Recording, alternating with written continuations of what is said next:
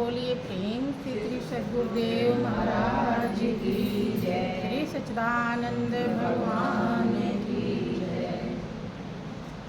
बंदो गुरुपद कुंज कृपा सिंधु नर रूप हरि महामोह तम कुंज जासु बचन रवि कर निकरो बंदो चरण सरोज गुरु मुद मंगल आगार जेहि सुमिरत जन होत हैं भव सागर से पार।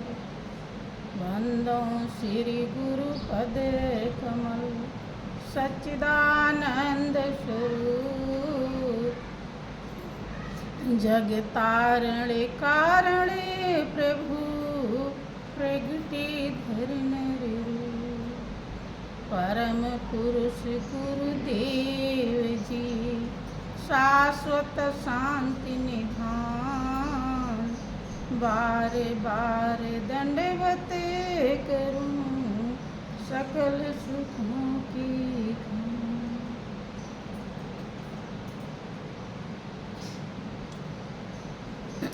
बोलिए प्रेम से श्री सद्गुरुदेव महाराज की जय। श्री सच्चिदानंद भगवान की जय। वृंदावन बिहारी लाल की जय। पवन सुत हनुमान जी महाराज की जय। सियावर रामचंद्र भगवान की जय। उमापति महादेव की जय। जगत जननी अम्बे मैया की जय। सत्य सनातन धर्म की जय। वृंदावन बिहारी लाल की जय। बोलिए प्रेम से सब संतों की जय।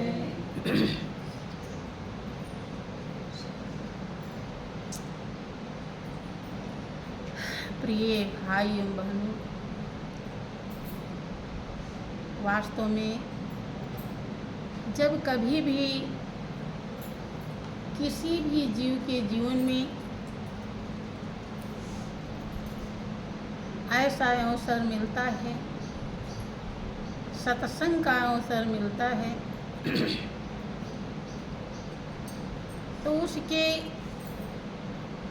अहो भाग्य होते हैं, इसमें लेकिन की गुंजाइश नहीं है। यही बात हमेशा समझाई जाती है। जब भी आप लोग आते हैं हमेशा यही कहा जाता है कि ये अवसर बड़े सौभाग्य से मिला है। सौभाग्य से इसलिए क्योंकि इस अवसर को पाने के बाद अगर हम इसका कदर कर लें, इसकी कीमत समझ जाएं, लाभ उठा लें, तो हमें वो सच्चाई हासिल हो जाती है जिसके लिए हमारी आत्मा जन्म जन्मांतर से प्यासी, जो इस दुनिया में ना तो किसी व्यक्ति में है और ना वस्तु में है। हम व्यक्ति और वस्तु के लिए हमेशा लालायित रहते हैं, जब से होश संभालते हैं और जब तक चले नहीं जाते यही प्रयास करते हैं कि कितना हमारे घर में धन दौलत हो जाए, हमारे परिवार सुकून से रहें, अच्छे रहें। यहाँ तक कि ज़्यादातर ऐसे ही भक्त होते हैं दुनिया में जो इसी के लिए भक्ति करते हैं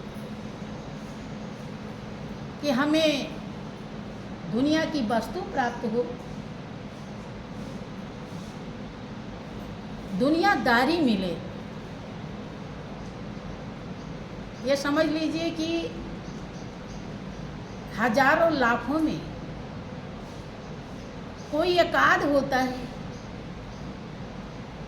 जो सच्चाई की तरफ है।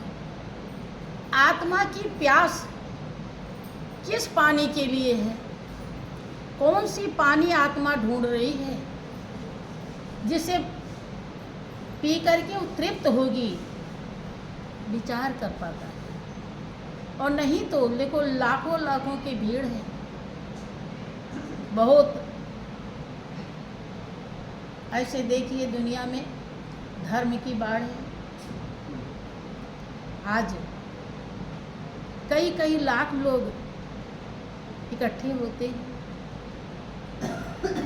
और वहाँ पर नाचते गाते भी खूब आनंदित होते हैं, खूब पैसा कौड़ी भी खर्च करते हैं, महीना महीना भी जाके वहीं रहते भी हैं, ऐसे भी हैं।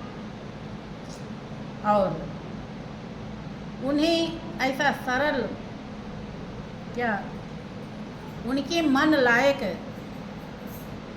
उपाय बता दिया जाता है, कुछ ऐसा कर्म कांड कि ये कर लेना तुम्हारा सब काम हो जाएगा। और लोग यही चाहते भी हैं। एक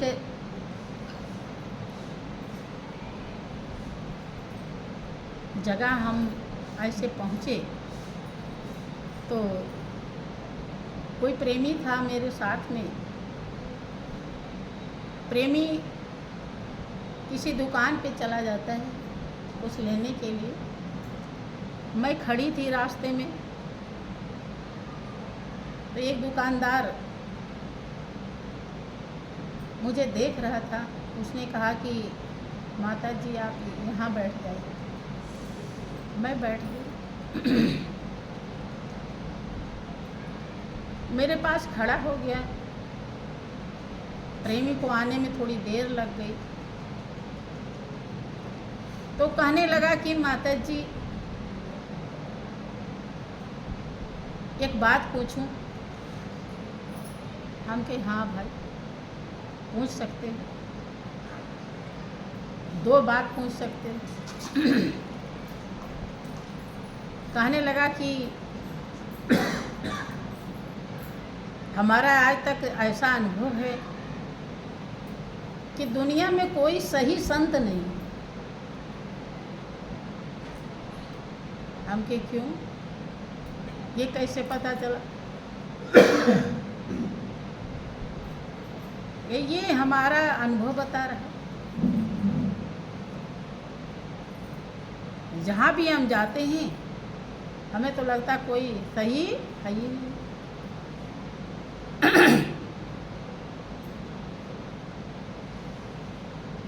हमने कहा कि असफलता यह सिद्ध करती है कि सफलता का पूर्ण प्रयास नहीं किया।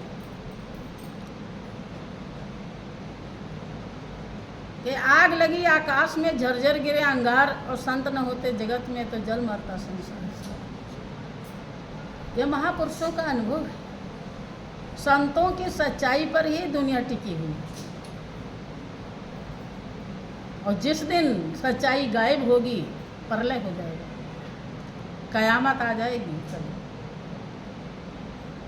हमने कहा कि आज तक अगर आपको सच्चाई हासिल नहीं हुई, इसका मतलब है कि आपने सच्चाई के लिए भाव बनाया ही नहीं।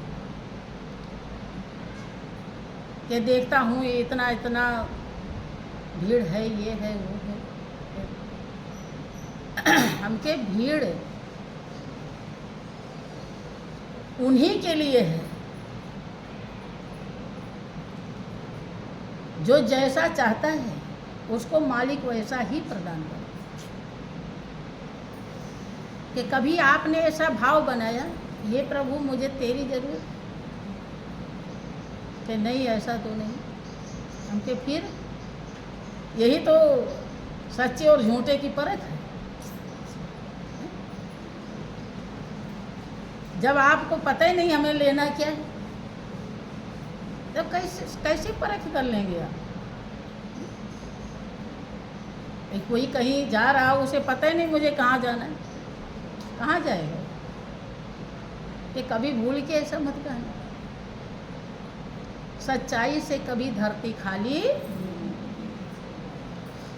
हाँ, अगर हमको नहीं मिला इसका मतलब है कि हमने चाह बनाई नहीं, और अगर बनाई तो बुलंद नहीं बनाई। चाह में हमारी कमी है।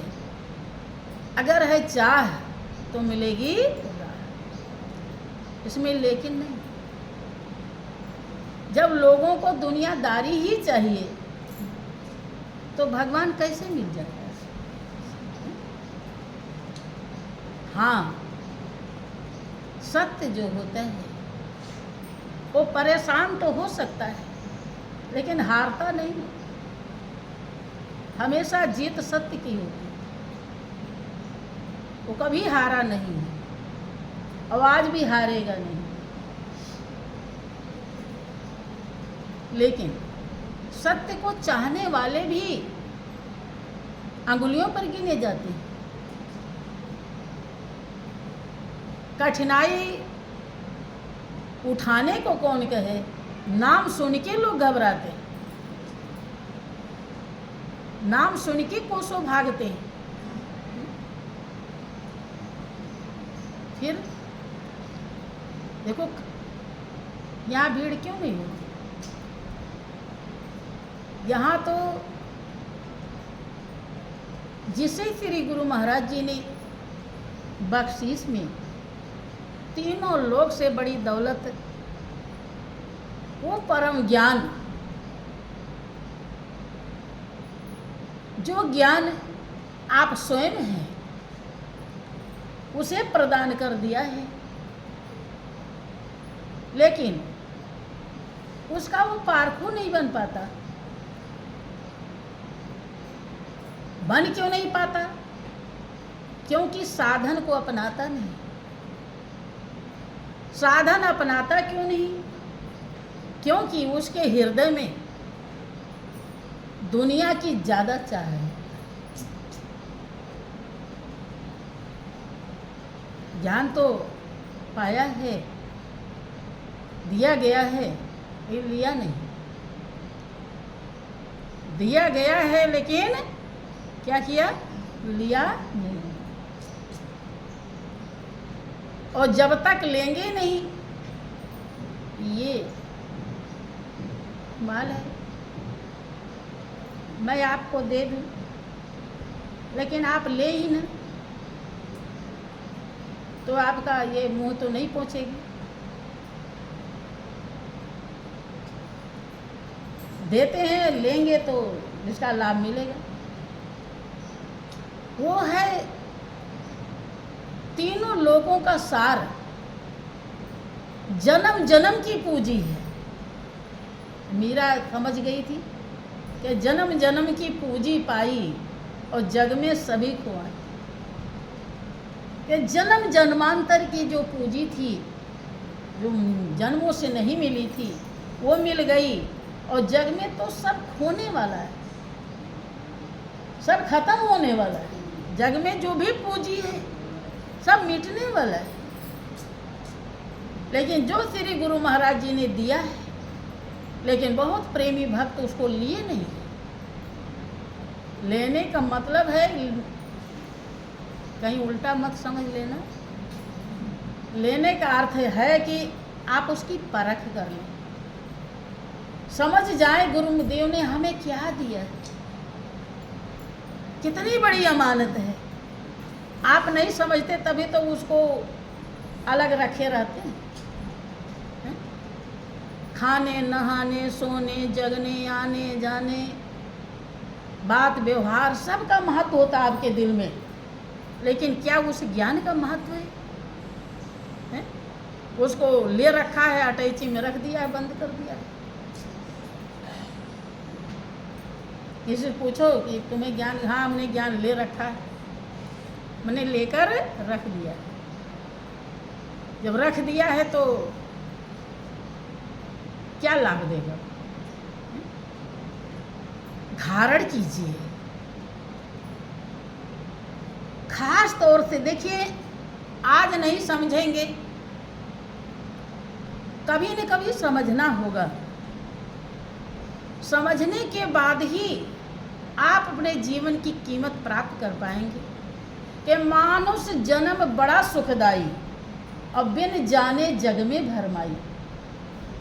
84 में मत भटकाओ अपनी प्यारी जान को, 3 लोक में गुरु बड़े हैं दर्शाते भगवान।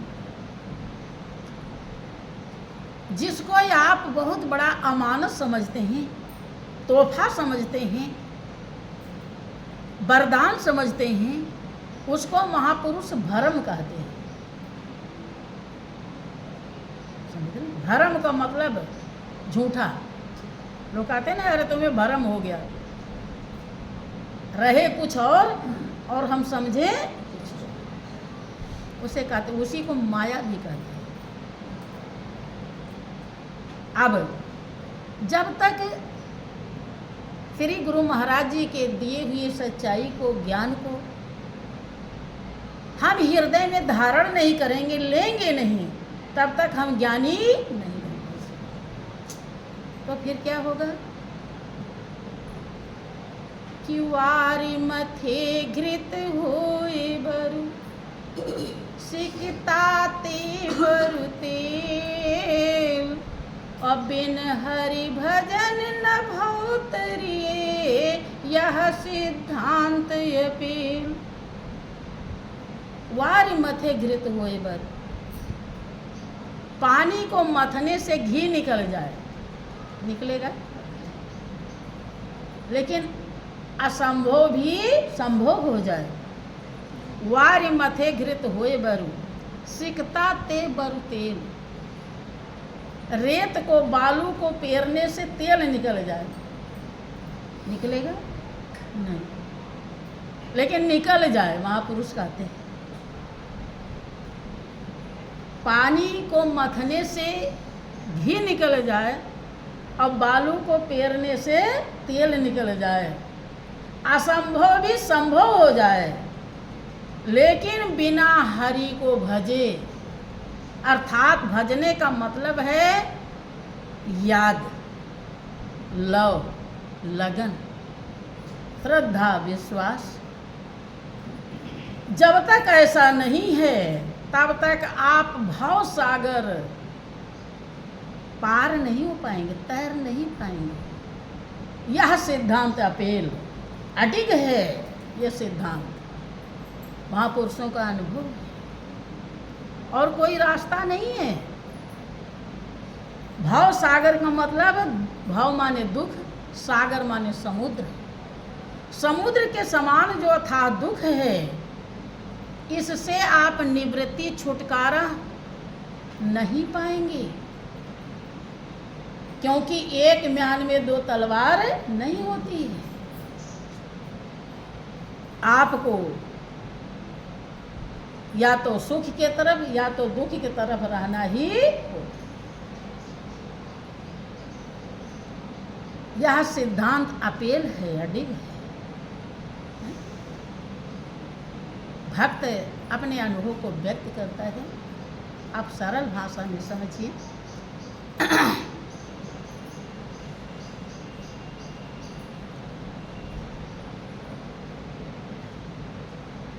देखें,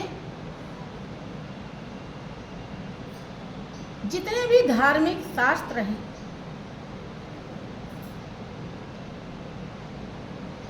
जितने भी महापुरुष आए जब से सृष्टि रची गई, युग बना, सब ने एक ही सीख दिया है। क्या? आप सत्य को धारण करने के लिए जीवन पाए। सुखदेव जी कहते हैं कि क्षण भांगुर विषय विकारा और नहीं मन ललचावे हमारा री, मानुष तन मोक्ष दुआरी सुन रंभा बात हमारी। कि दुनिया के हर चीज में क्षण भर सुख है और ये विष के समान है, विकार है। रे रंभा, जो सुख तू देने के लिए आई है वो क्षणिक सुख है, और इसके लिए मेरा मन लालचता नहीं, क्योंकि मेरा मन अविनाशी सुख का स्वाद पा गया है कि मानुष तन मोक्ष द्वारी। मनुष्य का चोला जो है ये मोक्ष का दरवाजा है। किससे मोक्ष है? दुख से मोक्ष माने मुक्ति। कौन सा दुख है? ये विषय प्रपंच दुनियादारी, मेरा और तेरा, इससे छुटकारा पाने के लिए दरवाजा है। इस दरवाजे से हमें निकलना है ताकि हमेशा हमेशा के लिए समुद्र के समान दुख खत्म हो जाए। जिसने इस रहस्य को समझा, अभी आप बहुत बार सुनते हैं प्रवचन में कि कोई ऐसा देश था जहाँ पर ये प्रचलन थी कि उसे किसी को 7 दिन के लिए राजा बनाया जाता। बहुत बार सुने हैं। और जब वो राजा बनता था तब तो कहने क्या, उसे हर प्रकार से सजाया जाता था, कई प्रकार से नहलाया जाता था, राज्याभिषेक किया जाता, सोने का मुकुट पहनाया जाता, सोने के सिंहासन पर बैठाया जाता, तमाम रानियां दी जाती थी। सुख वैभव के अपरंपार सामान होते थे। लेकिन कितने दिन के लिए? कितने दिन के लिए? 7 दिन के लिए।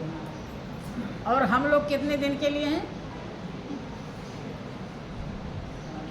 हम लोग भी 7 ही दिन के लिए हैं। 7 ही दिन में सब आते हैं और जाते। तो 7 दिन के लिए उसे राजा बनाया जाता था।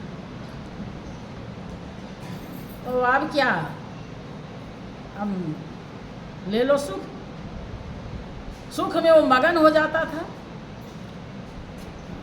थोड़ा और आगे आ जाओ।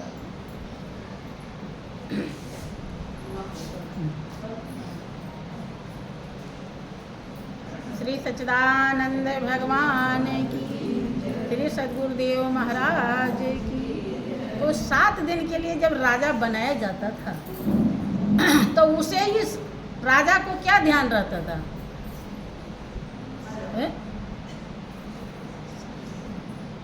राजा को ध्यान क्या है कि बड़े आराम के सामान मिले हैं सब, अब आनंद लेने में चूक होनी नहीं चाहिए। ध्यान रहे, आनंद लेने में बिल्कुल भी कमी नहीं होनी चाहिए। अब खूब सेवा शुरू। राजा साहब अब सब वैभव के मालिक हैं। हड्डी में दम नहीं, हम किसी से अब कहने क्या। अगर उस राजा को ये ध्यान होता कि हमें 7 दिन के बाद ये सब छोड़ना है, अरब खरब लो संपदा उदय स्थलो राज तुलसी जो निज मरण है आवे कौने काज। अगर इस बात का ध्यान होता कि 7वां दिन जैसे आ जाएगा तैसे हम कुछ नहीं होंगे, आज तो हम राजा, तो क्या वो वैभव उसको आनंद देता? क्या उसमें वो फंस जाता? नहीं। उपाय करता कि कौन सा ऐसा अकल लगाऊं कि जो ये राजपद कभी न छूटे। 7 दिन में तो छोड़ ही देना है, और 7 दिन में जब छोड़ना ही है तो फिर लेने से क्या फायदा, और दुखदाई है। भाई 7 दिन आपको ये एसी में रखा जाए और 8वें दिन चिलचिलाती धूप में खड़ा कर दिया जाए, कैसा लगेगा? है दुखदाई। ध्यान नहीं रहता था उस राजा को, और ध्यान ना होने के कारण रिजल्ट क्या निकलता था, आप लोगों ने बहुत बार सुना होगा कि 7वें दिन उसे ज़बरदस्ती नदी के उस पार बहुत बड़ा जंगल था जहाँ शेर चीते थे, वहीं ले जाके फेंक दिया जाता था और वो सब खा